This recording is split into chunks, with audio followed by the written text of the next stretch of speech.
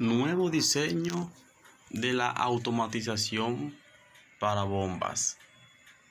Este es el nuevo diseño, ya que el otro diseño he tenido varias críticas con unos clientes que no les gustaba el diseño, quedaba, vamos a decir, medio tolloso. Por ejemplo, la conexión de los cables, se le puso un coupling, cosa que uno pueda poner una tubería y se ajusta a la tubería.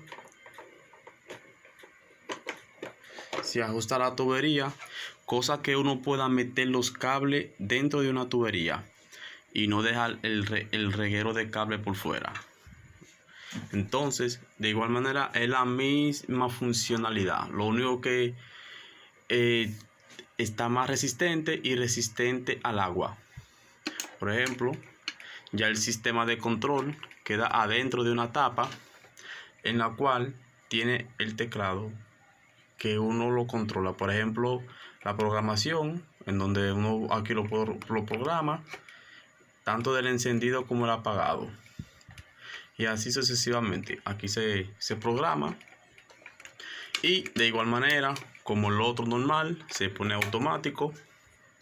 Automático es para que el equipo encienda a la hora que uno lo programe. Y manualmente, ya si uno quiere encender el equipo manualmente, digamos la bomba, ahí prende manualmente la bomba y aquí automático.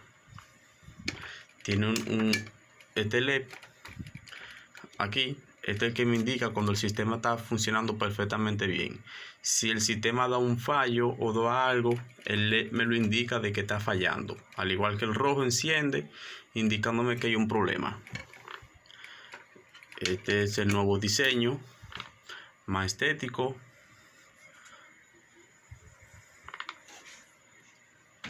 Ahí está, y apagado.